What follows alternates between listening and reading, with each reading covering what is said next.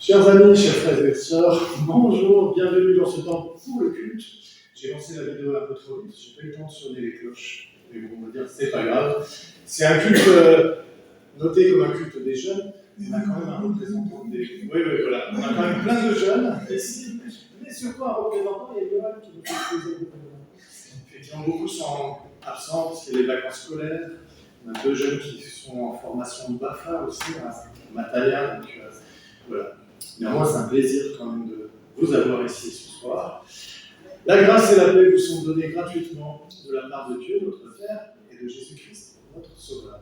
Alors, je vous invite à vous lever pour commencer tout de suite dans la louange avec le premier cantique ensemble. Nous pouvons chanter.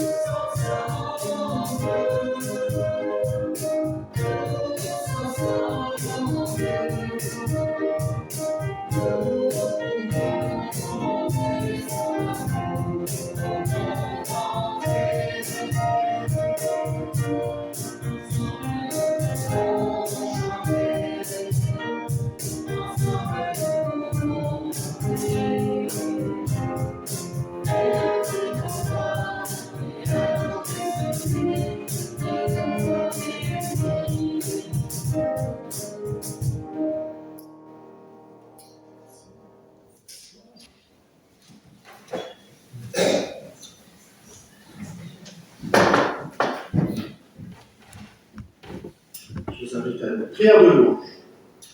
Seigneur, nous voici devant toi pour recevoir ce que tu veux nous donner aujourd'hui. Permets que dans ces témoignages lus dans la Bible, nous puissions chacun découvrir quelque chose qui vienne de toi. Tu nous as dit que tu nous donnerais ton esprit, c'est notre espérance, afin qu'à l'occasion de ce culte, nous recevions une nourriture pour notre foi, une lumière pour notre espérance et un amour vrai qui anime notre cœur, nos paroles et nos actes. Amen. Je propose de vous lever encore une fois pour chanter Jeunes et vieux. Je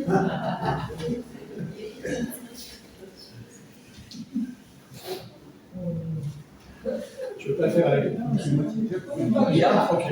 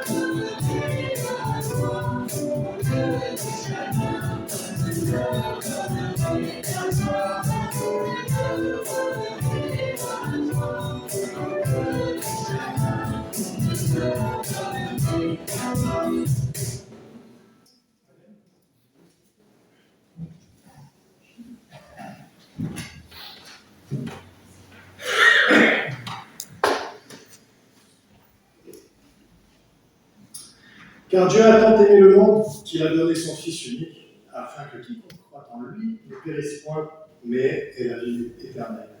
On le répète à chaque culte quasiment ce verset. Alors, quand on pense à la vie éternelle, on imagine généralement quelque chose qui va se passer après la mort. Mais en fait, éternel ne signifie pas après la mort. Ça veut dire juste qu'il est hors du temps, permanent, qui dure pour toujours, sans fin. En vérité, je vous le dis, celui qui croit à la vie éternelle, dit le Christ, dans Jean 6, verset 4.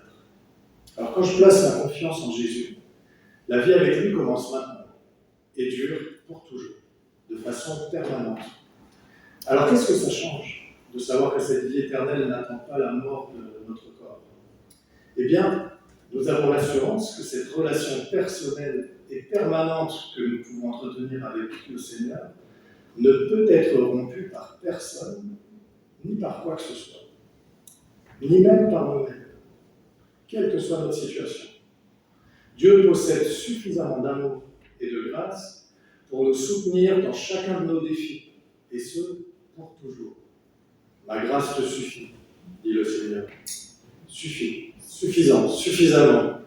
Alors, si vous êtes comme moi, on craindrait plutôt son antonyme, insuffisant. Chèque rejeté pour fonds insuffisant, niveau d'huile insuffisant dans la voiture, insuffisance cardiaque, insuffisance rénale, résultat scolaire insuffisant. Mais les bontés de l'Éternel ne s'épuisent jamais. Ses compassions ne prennent pas de fin, elles se renouvellent chaque matin, nous dit la Bible. Alors, plongez une éponge dans le lac de Saint-Cassien, par exemple. Avez-vous absorbé chaque goutte de ce lac? Inspirez profondément. Avez-vous aspiré tout l'oxygène de l'atmosphère? Bien sûr que non. Alors voilà l'image de la grâce infinie et suffisante de Dieu. Une réserve sans fin. La vie avec Jésus-Christ commence maintenant et dure donc pour toujours.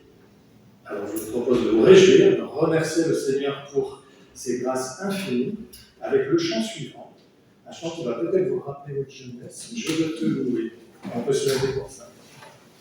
Si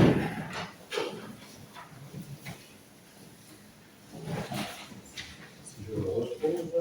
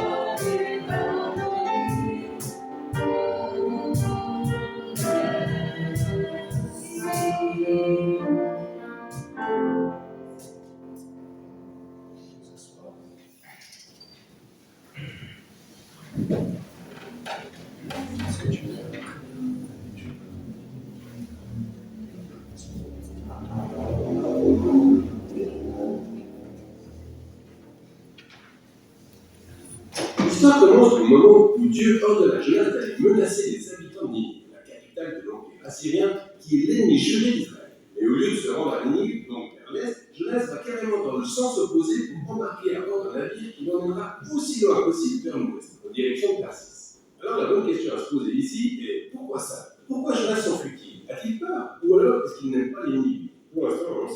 On a donc l'homme de Dieu qui essaye de fuir loin de la mission que Dieu lui a confiée. Il embarque ensuite sur un navire rempli de marins païens, puis descend dans la cale du navire pour dormir tranquille. Et c'est là que Dieu déclenche une tempête inouïe pour réveiller son prophète, alors que, autre ironie du sort, les marins sur le pont sont attentifs à tout ce qui se passe. Ils réussissent même à discerner qu'une puissance divine est à l'œuvre derrière cette tempête. Alors ils tirent au sort pour trouver le coupable. Et découvrent qu'il s'agit de Jonas. Ils demandent donc à Jonas de s'expliquer. Mais Jonas se met à débiter tout un charabia religieux en disant « Ouais, en fait, je suis hébreu et je crains l'Éternel, le Dieu qui a fait la mer et la terre ferme. » Non, mais sérieux, ok, Dieu a fait la mer et la terre ferme. Et tout ce que Jonas trouve à faire pour échapper à ce Dieu, c'est d'être suffisamment idiot pour aller monter sur un bateau. Et quand les marins demandent à Jonas ce qu'ils doivent faire, il répond « Eh bien, tuez-moi vite fait en me jetant par-dessus bord », ce qui peut sembler relativement noble à la première vue, avant de réaliser que cela pourrait en fait être son acte le plus égoïste. Sérieusement, quoi de mieux pour éviter d'aller à Ninive? Ainsi, il charge de son sang les mains innocentes de ses marins en les obligeant à le tuer. Ils sont bien évidemment réticents au départ, alors ils se retrouvent devant Dieu, même s'ils finissent par le balancer par-dessus. La tempête s'appelle, alors ils finissent par craindre le Dieu d'Israël. Et contrairement à Jonas, ils adorent réellement Dieu. Mais Dieu déjoue les plans de Jonas pour échapper à Ninive. Pendant que Jonas est en train de couler, Dieu lui fournit cette étrange tombe aquatique qui est l'estomac d'un énorme poisson. En temps normal, cette situation conduirait évidemment à une mort certaine. Mais dans cette histoire, tout est sans juste. Et c'est ainsi que la mort sous-marine de Jonas finit par lui servir de passage pour revenir à la vie. Alors qu'il était coincé dans le ventre du poisson, Jonas a fait le tri. Même s'il ne demande pas concrètement pardon à Dieu, il le remercie de ne pas l'avoir abandonné et il promet de lui obéir dorénavant, quoi qu'il arrive. Ce à quoi Dieu lui donne une réponse assez amusante. La baleine vomit Jonas sur une berge. Et une fois de plus, Dieu ordonne à Jonas d'aller prêcher à Ninive, mais cette fois, Jonas obéit. On découvre que Ninive est une très vaste cité dont la traversée nécessite des jours. Et Jonas y passe une journée et voici son message. Encore 40 jours et Ninive sera renversée. Ce qui se résume à 5 mots en hébreu. Le moins qu'on puisse dire est que son sermon est aussi court qu'étrange. Voyons ce qu'il montre. Il ne fait aucune mention des péchés commis par les Ninivites, ni des actes à poser pour s'amender de leur faute. Il n'y a aucune mention des forces susceptibles de les renverser, et surtout, il ne fait aucune mention de Dieu. C'est quoi cette histoire? Jonas a-t-il sciemment réduit les informations à un truc minimum? C'est comme s'il cherchait à saboter son propre message ou à s'assurer de la destruction des Ninivites. Jonas ne fait tout simplement aucun effort dans cette affaire. Et pourtant, quelles que soient ses motivations, son plan échoue lamentablement. Car à peine avait-il prononcé son serment en 5 mots que le roi de Ninive, tous les habitants de la cité jusqu'aux moindres vaches ont commencé à se repentir et se sont même recouverts de sang, tellement ils étaient envahis de remords. Et pour la deuxième fois, ces méchants païens se montrent plus réceptifs au message de Dieu que le prophète lui-même. Dieu pardonne donc aux Ninivites et épargne la cité de la destruction. Et c'est là qu'on a la partie la plus brillante de l'histoire. Le dernier mot du court serment de Jonas, renversé, signifie littéralement mise à l'envers. Ce qui peut faire référence à une ville bouleversée ou détruite comme Sodome et Gomorrhe. Mais ça peut également désigner une transformation, comme une chose qui se retrouve inversée et donc changée en son contraire. C'est très amusant de voir que les propos de Jonas se sont bel et bien réalisés, sauf que ce n'était pas ce à quoi il s'attendait. La situation de Ninive est bel et bien inversée, alors que les ennemis de Jonas se repentent et bénéficient de la miséricorde de Dieu. Le dernier chapitre rassemble toutes les pièces du peuple. C'est donc un Jonas fumant de colère qui formule sa seconde prière. Il commence par raconter à Dieu pourquoi il s'était enfui dans le premier chapitre. Ce n'est pas parce qu'il avait peur, bien au contraire, c'est parce qu'il était conscient de l'immensité de la compassion de Dieu. Et le plus marrant est que Jonas se sert de la description que Dieu fait de lui-même dans le livre d'Exode, pour lui jeter au visage comme une insulte. Il dit qu'il savait que Dieu est compatissant et qu'il trouverait un moyen de pardonner à ses odieux Ninivites. Même que le dégoût est perceptible dans le ton de Jonas. Jonas finit par interrompre la conversation en priant Dieu de le tuer sur le champ, parce qu'il préfère mourir plutôt que de vivre avec un Dieu qui pardonne à ses ennemis. Heureusement pour Jonas, Dieu n'accède pas à sa demande, mais lui pose plutôt la question de savoir s'il a raison de se mettre en colère. Jonas préfère ignorer la question et sort de la ville pour camper sur une colline voisine en attendant de voir ce qu'il pourrait arriver. Qui sait, il pourrait revenir sur la repentance pour être finalement grillé par Dieu. Mais ce qui arrive ensuite est assez particulier. Dieu fait pousser une plante grimpante, un ricin, pour protéger Jonas du soleil, ce qui lui fait énormément. Et ensuite, Dieu envoie un minuscule ver pour dévorer la plante alors que Jonas se retrouve à nouveau sans son. Et là, sous la chaleur du soleil, Jonas demande une nouvelle fois à Dieu de le tuer. Et Dieu aussi lui demandait à nouveau s'il a raison de se mettre en colère. Ce à quoi Jonas rétorque brutalement. Absolument, laisse-moi simplement mourir. Et c'est là les derniers mots formulés par Jonas dans l'histoire. Les derniers mots de Dieu servent de conclusion au livre. Il précise que l'histoire avec le Fils saint était un moyen de communiquer avec Jonas. Plutôt habile, non? Jonas était attaché à cette plante dont la mort l'a rempli de tristesse, alors qu'il n'en avait bénéficié que pendant une journée.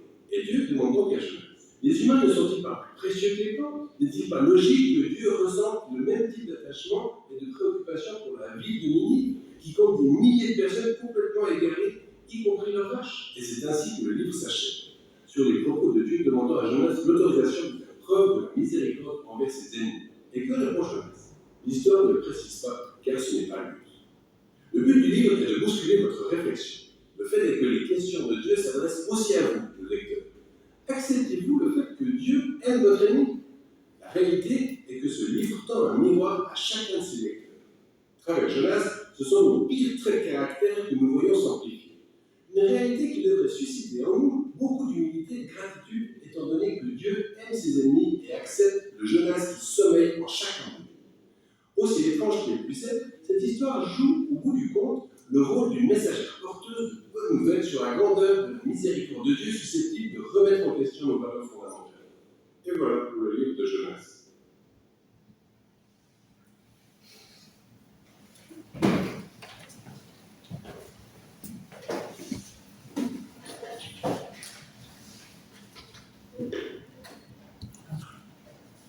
Nous te rendons grâce de notre Père.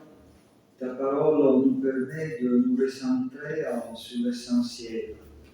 L'essentiel est ton amour, cet amour que tu as vécu dans toute sa plénitude, dans la vie, dans la passion et dans la résurrection de Jésus-Christ, ton Fils et notre frère aîné. Amen.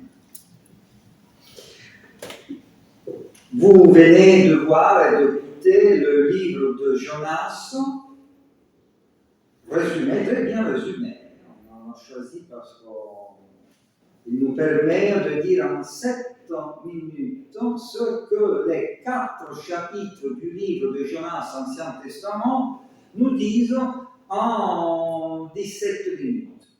En plus, je suis quelqu'un qui prend du temps pour lire.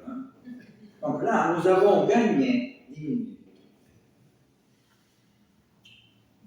Ce livre de Jonas, comme je le comprends, est une synthèse entre histoire et fiction. Il parle d'une vraie histoire, car Jonas est un prophète d'Israël, un personnage historique. Ninive aussi est une ville historique, non métaphorique. Et donc, le fil rouge, le squelette, l'ossature, on peut dire l'ossature en français, l'ossature est historique. Tout le reste, on le comprend, la fuite avec le navire, les marins, le grand poisson, la prière dans le ventre du poisson, le ricin, etc., est une construction littéraire très profonde, très belle, comme par exemple la parabole du fils prodigue, ou le conte de Lazare et l'homme riche, dans l'évangile de Matthieu. Ce qui frappe le plus est le personnage de Jonas lui-même, son profil humain et religieux. Ce personnage qui s'appelle Jonas, Jonas signifie colombe en hébreu, arrive à incarner, personnifier différents personnages. Tout d'abord, le personnage du prophète récalcitrant, qui refuse de faire son métier et fuit. Petit B, le croyant qui du fond de l'enfer, le poisson représente comme la mer, l'océan dans la Bible, les enfers, l'abîme impénétrable à l'homme de jadis, et en partie aussi à l'homme d'aujourd'hui. Donc l'homme qui, du fond de sa détresse, du fond de l'enfer, adressent à Dieu une prière très belle et invoquent le salut qu'il refuse à la ville païenne. Petit C, il est aussi le prophète qui finalement obéit contre son gré. Il obéit à sa mission et finalement va prêcher le jugement contre la ville païenne. Et petit d, il est aussi le croyant jaloux. On pourrait dire qu'il ne veut pas que le monde soit sauvé. Nous voyons cet étrange ressentiment de gêne, d'irritation devant le salut de l'autre. Il dit, maintenant, Seigneur, il avait un peu l'accent sicilien, hein? Maintenant, Seigneur, il était du Sud. Maintenant, Seigneur, prends-moi la vie, je t'en prie. Car mieux vaut pour moi mourir que vivre. Ouais, un grand théâtre. Hein? Mieux vaut mourir plutôt que voir le salut du monde. Le monde est tellement mauvais, corrompu, perdu, que la seule chose qui mérite, c'est la destruction. Et donc, je n'aime pas qu'il soit sauvé. Je ne veux pas voir cela. Je préfère 1000 fois fermer les yeux avant, plutôt que voir le salut du monde. Donc, Jonas était un personnage extraordinaire à cause de la multiplicité des personnages qu'il représente et que nous pouvons reconnaître en lui. Une synthèse entre l'histoire et la fiction. Fiction en anglais. Les deux ensemble, car Ninive, comme je viens de le dire, est réel, comme le prophète Jonas. Ninive était le chef-lieu de l'empire assyrien, qui va bientôt détruire totalement le royaume d'Israël, le royaume du Nord. Or, la Syrie était aux yeux des Juifs de l'époque, pas comme la France pour l'Italie ou l'Italie pour la France qui sont cousins. Du tout. La Syrie était aux yeux des Juifs de l'époque une sorte de califat totalitaire. Quand le livre vient écrit après la mort de Jonas, la Syrie avait déjà détruit Israël. Et donc Ninive représentait une sorte d'Allemagne nazie. Une dictature totalitaire et agressive. Mais pourquoi? Donc, je comprends qu'au bout d'un moment, notre cher Jonas ait répondu à Dieu, mais pourquoi tu m'envoies là-bas? Et c'est un peu ça. Hein? C'est un peu comme demander à un juif d'aller prêcher aux nazis, à ceux qui ont inventé Auschwitz. Donc, durant la période de la Deuxième Guerre mondiale, dans les années 30-40, c'est une chose absurde, ça n'a aucun sens. Va prêcher dans un des palais des nazis. La fuite, chers frères et sœurs, n'est pas seulement le résultat de la peur, mais aussi et surtout motivé par le fait que Jonas considérait la mission que Dieu lui confiait comme absurde. C'est absurde. Pour Jonas, cette mission n'a aucun sens. Parce qu'il croyait que ces gens-là ne se convertiraient jamais. La tâche est absurde, donc je n'y vais pas. Demande-moi une autre chose. Mais celle-ci, je ne la fais pas. Je ne peux pas la faire. Ça n'a aucun sens. J'avais prêché dans le pays, dans le palais de SS nazi. Un discours. Je voulais vous proposer, chers frères et sœurs, 4 petits points de réflexion. Petit A, Dieu confie à Jonas une mission. C'est un sujet du livre. Autrement dit, son peuple, sa communauté, ces ministres, ces responsables de jeunesse, chaque membre de sa communauté, chaque juif ou chrétien, ont la même responsabilité que Jonas, porter la parole dans le monde. Pour cela, nous existons comme communauté de Dieu. Pour que cette parole arrive à Ninive, la ville païenne, corrompue et perdue, c'est bien là que cette parole doit arriver. Cela veut dire que chacun de nous est responsable de porter et annoncer cette parole de Dieu. Ça, c'est un des points du livre. Nous sommes responsables de l'apporter à Ninive, c'est-à-dire là où la parole est ignorée, méprisée, transgressée, refusée. Annoncer cette parole là où elle n'est pas aimée, pas supportée, là où probablement elle sera rejetée, contestée et niée. Ça, c'est le premier point. Nous, la communauté, le prophète, chacun de nous, a cette mission, porter la parole dans la ville qui ne veut pas l'entendre, très probablement va la rejeter. Deuxième petit point, la fuite de Jonas finalement échoue.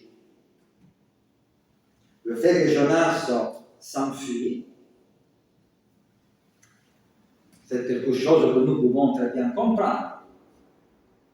Aucun missionnaire chrétien ou juif va prêcher dans un califat totalitaire.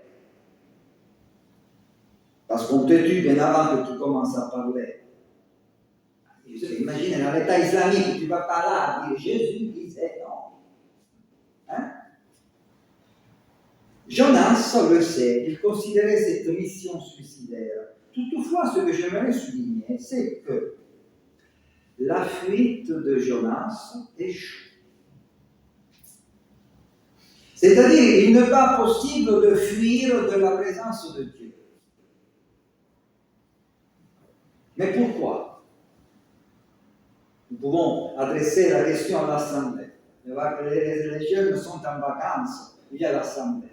Pourquoi il n'est pas possible de fuir la présence, il n'est pas possible de fuir de la présence de Dieu? Bonne interrogation. Les jeunes ne sont pas là, la parole se pourrait répondre. Parce qu'il est omniprésent. Parce que Dieu est omniprésent, c'est une réponse qui vient donner normalement. Et naturellement, on peut répondre ainsi. Il est impossible de lui échapper car Dieu est partout. Dieu est omniprésent. N'oublions pas le psaume 139. Si je monte au ciel, tu y es. Si je me couche au séjour des morts, tu es encore là. À gauche, à droite, à ouest, à est, tu es partout. Je ne peux pas m'échapper. Mais il y a encore autre chose. Il y a tout d'abord aussi le fait que Dieu est en toi, à l'intérieur de toi. Tu ne peux donc pas t'échapper de toi-même. Parce que Dieu est aussi à l'intérieur de toi. Il y a une parole extraordinaire de l'apôtre Paul quand il dit « Il y a un seul Dieu et Père de tous, qui est au-dessus de tous, par tous et en tous. » À cause de ça, la fuite de Jonas échoue. On peut abandonner les autres, mais pas Dieu. Et quelqu'un m'a dit une fois, durant un commentaire à la Trinité, il a dit Dieu le Père et Dieu au-dessus de nous. Dieu le Fils et Dieu avec et pour nous. Et Dieu l'Esprit et Dieu humble. Troisième petit point, la prière dans le ventre du poisson. Aucune distance n'est suffisamment grande, aucun écart suffisamment important pour empêcher la prière de rejoindre Dieu. La prière dans le ventre du poisson. L'image du poisson qui enterre Jonas dans l'abîme est le symbole de cette distance immense, cet éloignement de Dieu, le symbole de son absence dans cet enfer perdu. Le poisson l'amène dans l'abîme, dans l'océan, au fond de l'océan. Ça, c'est l'image de la distance absolue de Dieu. Eh bien, cette distance abyssale par rapport à Dieu, que nous pouvons rencontrer parfois dans la vie. Donc peut-être nous pouvons faire l'expérience. Donc nous faisons aujourd'hui l'expérience durant cette période-là, chacun va savoir dans le secret de son cœur, cette distance énorme est comblée, compensée par la prière. Jonas prie. Du sang du séjour des morts, j'ai appelé au secours et tu m'as entendu. Et le verset 8. Au moment où la vie me quittait, j'ai pensé à toi, Seigneur, et ma prière est parvenue jusqu'à toi, à ton saint temple. Aucune distance n'est suffisamment grande pour empêcher la prière de rejoindre Dieu. C'est un point très important du livre de Jonas. Et je voudrais le souligner avec une chanson qui s'appelle « Tu entends mon cri ». Nous allons voir si on arrive à le chanter ensemble. On fait la première et la deuxième strophe. La deuxième, comment ça?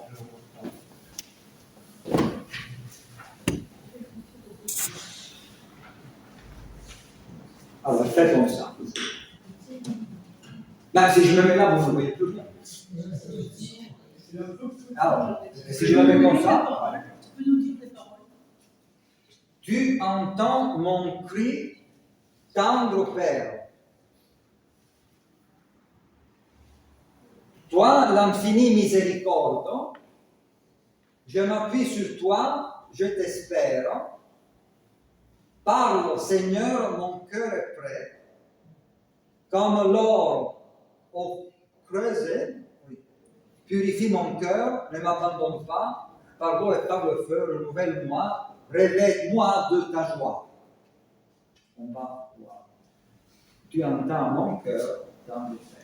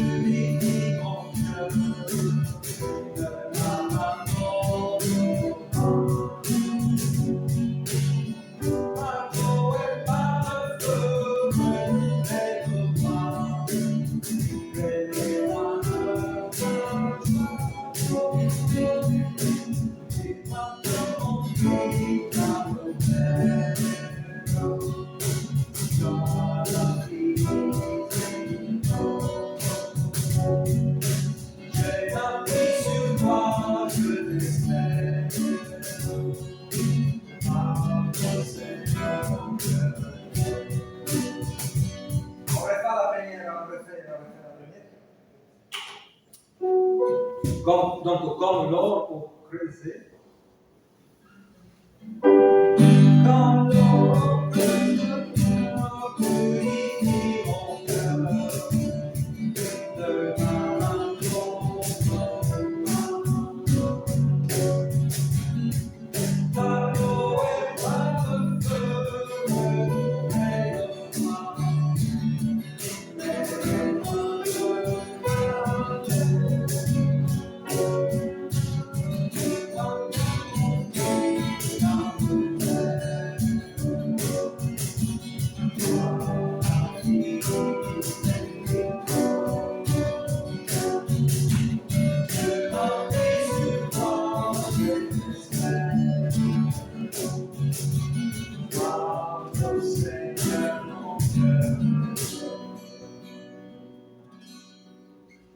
Vous voyez un peu cette chanson qui redit un peu cette distance qui se raccourcit malgré l'abîme, malgré la distance infernale qui sépare la baleine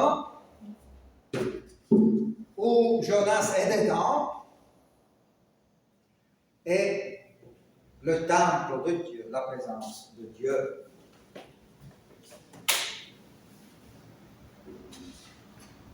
Et le quatrième petit point, même une ville pécheresse comme Ninive peut se repentir.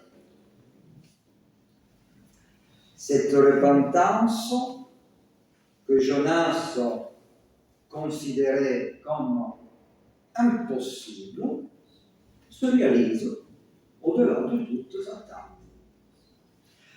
La population entière se repent, en commençant par le roi, puis toute la population, du plus grand au plus petit.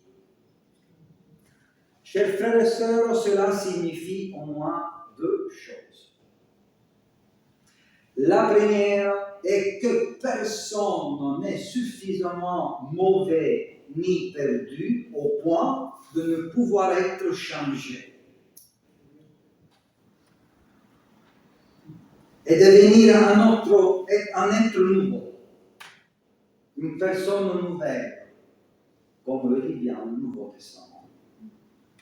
Il n'y a aucune condition humaine irrécupérable. Et là, s'il y avait les enfants, les jeunes, on se posait la question, avez-vous déjà connu un méchant se convertir? Changer un costaud, vraiment, un peu ceux qu'on rencontre dans la maison d'arrêt.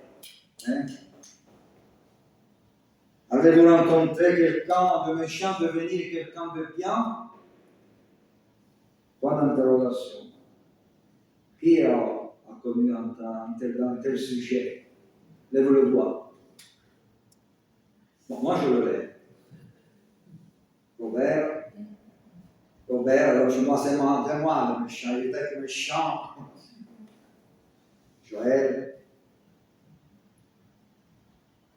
Ça existe dans ma profession d'aumônier, je le connais. Et je suis sûr que si vous allez un peu chercher dans votre vie, vous allez trouver quelqu'un de méchant qui a changé. La deuxième chose, cette très belle image, c'est qu'une conversion peut aussi être collective. Parce que là, finalement, il y a la conversion aussi collective quand même. C'est-à-dire, il est possible que tout un peuple, toute une ville, tout un pays, toute une mentalité, toute une culture change. C'est ça le message. Se laisse transformer et réformer par une parole authentique qui lui est adressée. Et cela est déjà arrivé plusieurs fois dans l'histoire de l'Église. Par exemple, au XVIe siècle. Au XVIe siècle, avec la réforme protestante qui a changé le visage religieux de l'Europe. Il y a eu une sorte de conversion collective. Alors, si nous pensons aux conversions personnelles et aux conversions collectives, nous pouvons en déduire que Dieu est capable de changer le cœur de l'être humain. Ça c'est un message qui est énorme. Ses intérêts, ses priorités et sa vision du monde. Dieu est capable de changer Ninive, c'est-à-dire le monde. Le monde, même dans ses aspects les plus négatifs. Et nous ne devons jamais perdre cette confiance dans le pouvoir de la parole de Dieu, de pouvoir changer, pas seulement la personne, pas seulement Michel Boretta, que j'ai connu à la maison d'arrêt. Pas seulement Leonardo qui jouait au ballon avec la tête de son frère. Hein? Le monde. Et nous avons besoin aujourd'hui de voir nous vivons et entendons beaucoup de bruit, de violence, de haine, de guerre. Nous devons avoir foi à ce Dieu qui a la force de changer, d'améliorer ce monde, de le porter vers la conversion. C'est difficile, je le sais. Moi, je suis le premier, je suis pessimiste numéro 1. Pour ce qui concerne la maison. Optimiste numéro 1, pour ce qui concerne Dieu, le Saint-Esprit et Jésus. Amen.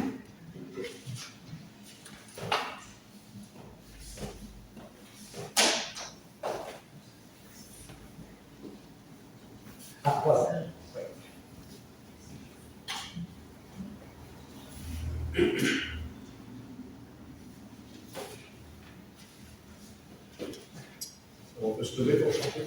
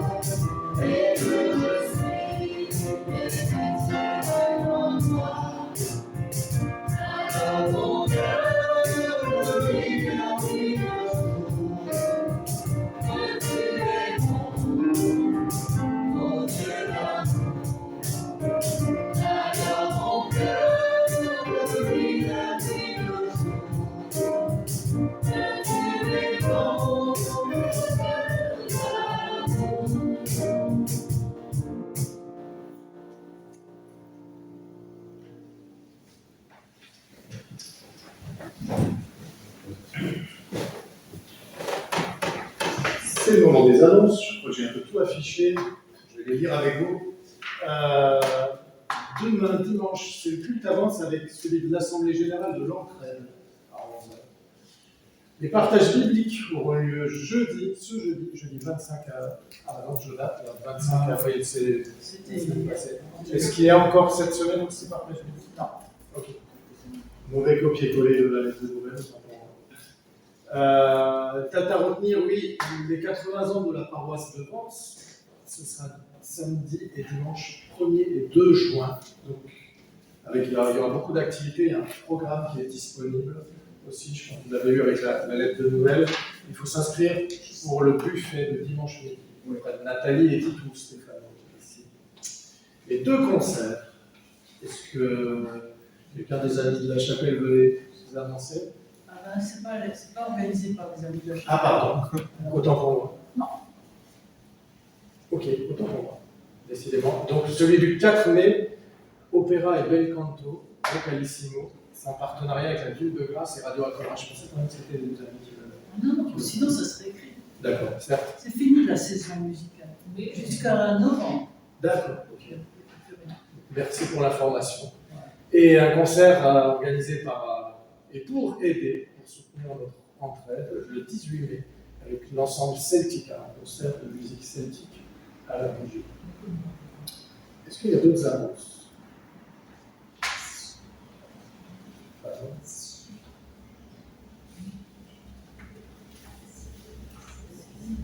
Mais je vous recommande de vous inscrire et participer à l'anniversaire des 80 ans de Vence.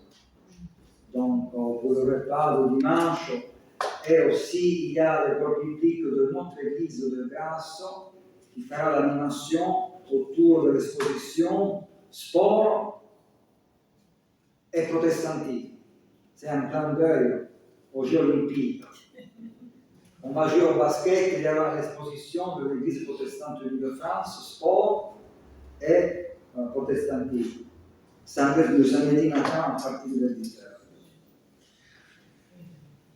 Voilà, alors je vous invite à la prière.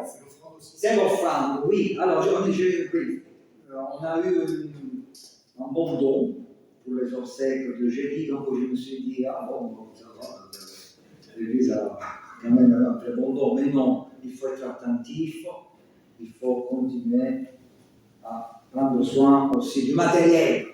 Hein?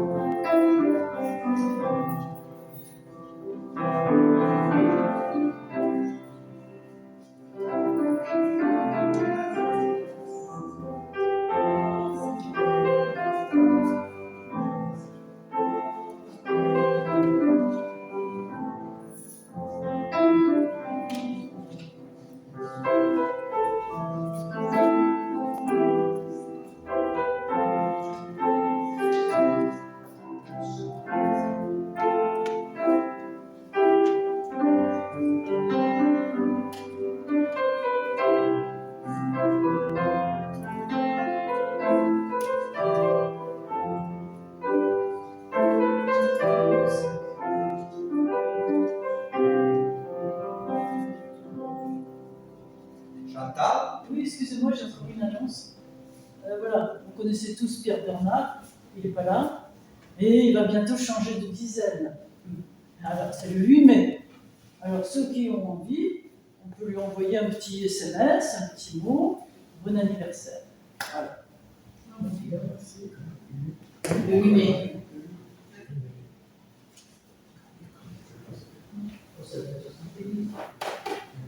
Non.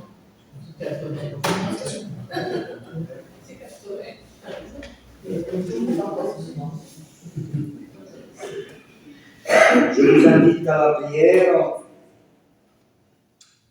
Seigneur, nous te prions de ressusciter nos vies, de les rendre claires et belles sous la lumière de l'Évangile.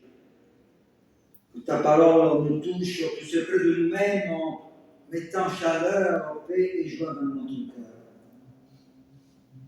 Que ta joie nous accompagne dans nos chemins, quand ils sont semés d'obstacles et quand ils sont pleins de merveilles. Et nous voulons intercéder. Rassemblés devant toi, nous te présentons notre monde, nous te prions pour tous ceux que tu nous mettes en mémoire, que ta volonté soit faite. Nous te remettons pour le peuple de la terre, tous ces êtres humains que tu considères comme tes enfants. Que la lumière illumine les temps à venir, que ta parole retentisse pour annoncer la paix, convertir le cœur humain.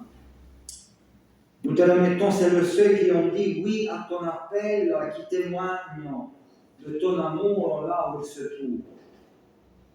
Que chacun reçoive de toi force et joie pour accomplir sa mission, particulièrement dans le lieu où règne la guerre et la violence. Nous te remettons chaque personne en souffrance, chaque être humain, habité par le désespoir et le chagrin, car tu ne prends pas seulement soin de ton peuple, mais de toute créature humaine. Soutiens le malade, le mourant, et donne-nous la parole qui exprime ce soutien, cette parole qui change la vie et donne vie en abondance. Seigneur, conduis tous les enfants dans l'espérance par ton esprit et aide-nous à transmettre ta promesse avec fidélité. Dispense ta sagesse à tous les responsables politiques, économiques et sociaux et fais de nous des citoyens attentifs, constructifs, qui mettent l'évangile au cœur de leur vie et du monde. Et nous te remettons aussi ceux qui nous sont chers, tous nos proches, que nous vivions avec eux dans la compréhension et l'amour. On peut dire de notre Père, mais on le chante. On va le chanter.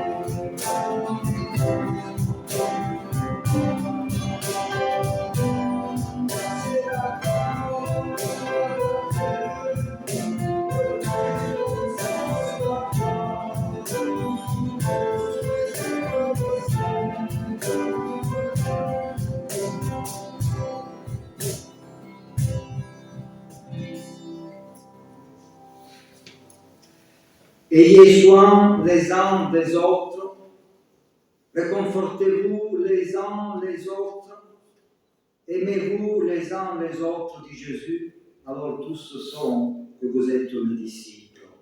Amen. Bon samedi, bon week-end et bon dimanche. Merci, notre prêcheur. Voilà. Et aussi, voilà.